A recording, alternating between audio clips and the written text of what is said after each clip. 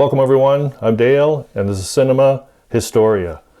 Thieves, a heist, and betrayal.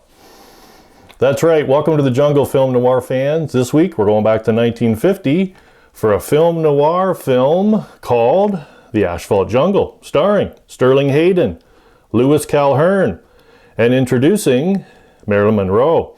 And this is directed by and screenplay by John Huston.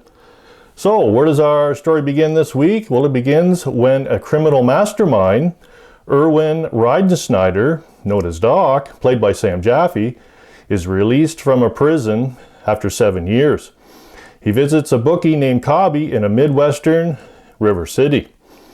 Doc needs $50,000 to hire 3 men, a safecracker, a driver, and a hooligan to pull off a huge jewelry robbery. Cobby arranges a meeting between Doc and Alonzo Emmerich, played by Lewis Calhern, a high-living society lawyer. Doc tells Emmerich the theft will yield a cash worth of $500,000 or more. So Emmerich agrees to front the money, and after confronting young girlfriend Angela, played by Marilyn Monroe, he says they may be taking a little trip. So later Emmerich confesses he's broke, so he hires private detective Bob Branham to collect owed debts. Emmerich needs this money to fund the heist and to steal the jewels. Unfortunately, the private detective comes back empty-handed. In the meantime, Doc hires Louis Chiavelli, a safecracker, Gus Menisi, a getaway driver, and a gambling-strapped tough Dix Handley, played by Sterling Hayden, as the hooligan. So, does Emmerich raise the money for the heist and double-cross the others? Does the married lawyer get to take a trip with his young girlfriend? Or does a robbery take a turn for the worst? The Asphalt Jungle has become one of the more influential crime films of the 1950s. With 5 wins and 14 nominations, AFI Film Catalog regards this film as one of director John Huston's best. At the Edgar Allan Poe Awards in 1951, it won Best Motion Picture. At the National Board of Review in 1950, it won Best Director for John Huston. It was included in the American Film Institute's 2001 list of the top 100 most heart-pounding American movies. And included in the 1001 movies you must see before you die, it was one of Martin Scorsese's favorite films, and one of mine as well. And the trivia question this week, interesting, was Marilyn Monroe ever given a gift that outlived her? Was Marilyn Monroe ever given a gift that outlived her? So, a little more history and the answer to our trivia question coming up next.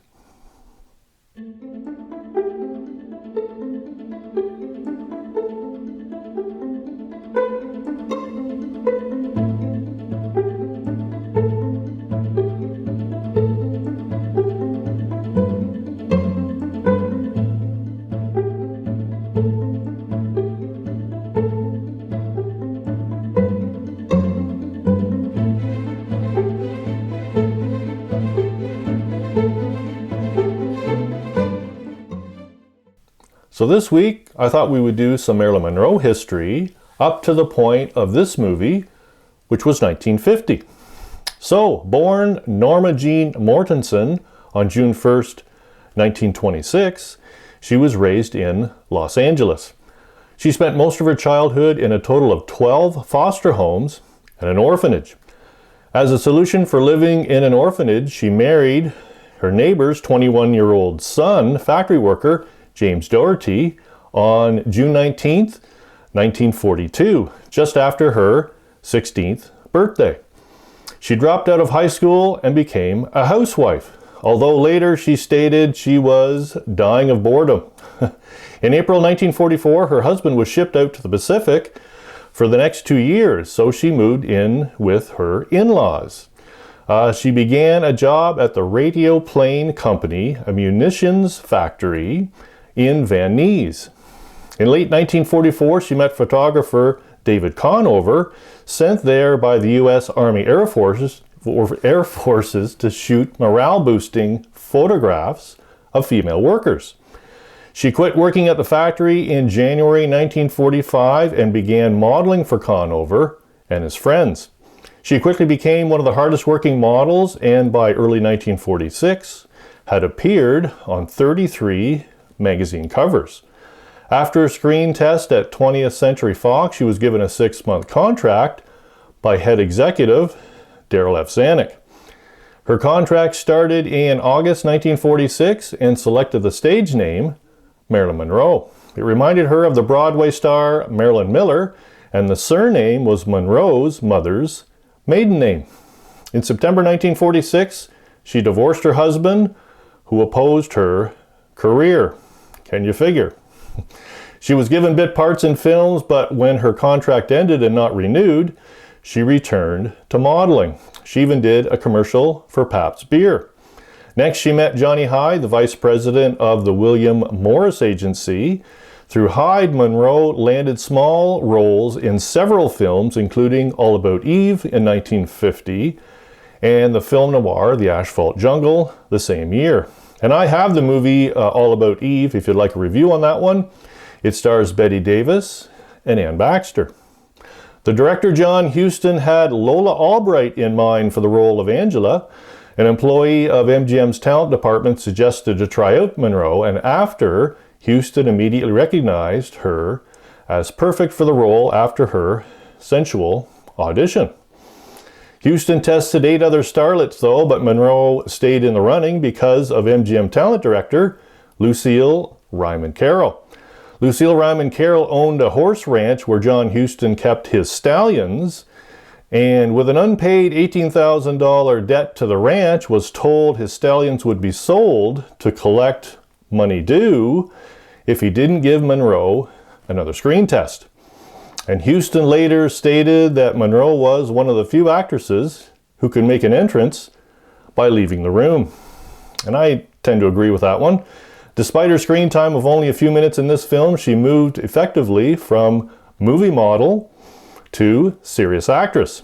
In December of 1950, Marilyn Monroe negotiated a 7-year contract with 20th Century Fox, and the rest is history, or at least more history for me to do. I plan on doing more Marilyn Monroe films, including a couple of films that were filmed in Canada. And the history to our trivia question, or the answer, sorry, to our trivia question: was Marilyn Monroe ever given a gift that outlived her? Yes, and it was Frank Sinatra. Yes, Frank Sinatra gave Marilyn a little white poodle as a gift, and Marilyn named the dog Moth as humorous reference to Sinatra's alleged connection with the mafia. After Marilyn's death, Moth was inherited by Frank Sinatra's secretary, Gloria Lovell. And in 1999, 2 Polaroid photos of Moth were sold at Christie's auction for $220,000. $220,000. I hope you like my videos, and if you do, could you help keep my passion alive and subscribe? I gotta go. I'm on the lam. I'm packing heat. Oh, and there's a knock at the door. Thanks for watching, everyone, and I hope to see you back next week. Okay, miss, it's a shame to bust this door in, but here goes. Haven't you bothered me enough, you big banana head? Just try breaking my door, and Mr. Emmerich will throw you out of the house. Afraid not, miss. He's got troubles enough. As a matter of fact, he's a dead duck.